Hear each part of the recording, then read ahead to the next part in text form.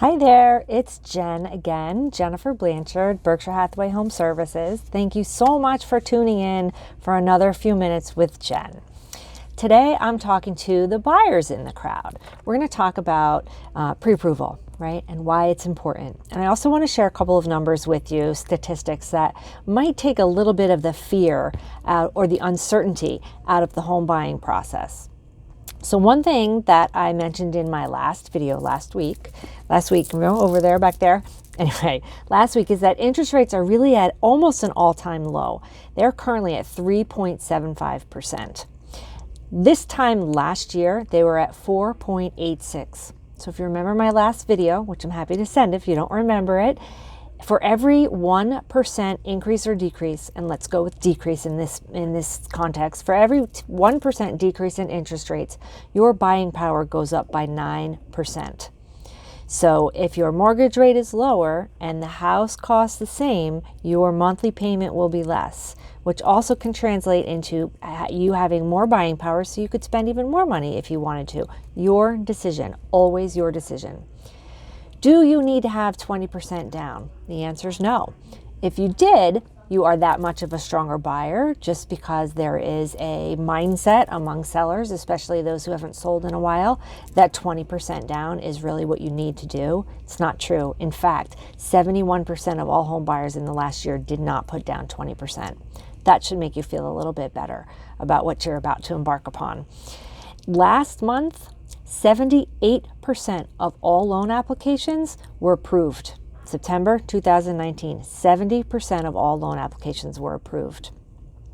And in September, the average credit score of those approved loans was 737. That's an average, so it could be higher, it could be lower, but on average, if your credit score is around 700, odds are you'll get qualified.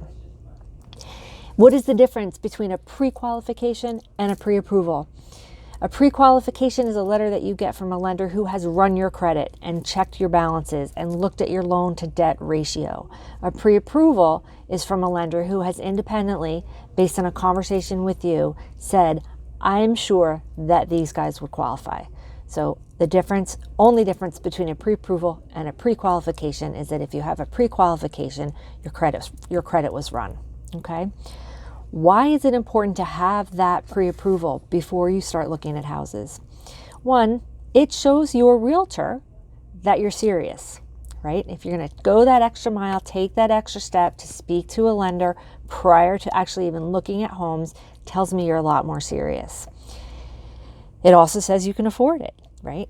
So, and it also helps you understand what can you spend. Gives you a frame of reference so that you don't go out, find a house you fall in love with, and then find out that you can't afford it.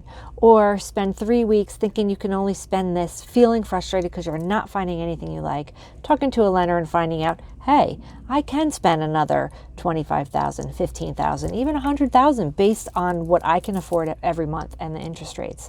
So it will give you a frame of reference and it'll help use everybody's time better. Finally, when you do present an offer, sometimes when you find a house you like, you need to get that offer in immediately. If you have that pre-approval in your back pocket, it makes it that much easier. If it's not for the same price as the house, that's okay too. It still shows that you're serious. And if it shows more, it shows the seller that even though you're not spending that much, you're qualified for this much, chances are you're spending less, the loan process will go that much more smoothly. It's not about what you can afford. It's about the value of the house when it comes to negotiating. So there's my few minutes with Jen. I went a little bit over. I hope that's okay. And thanks again for listening. And if you have any questions ever, just give me a call. Have a great day.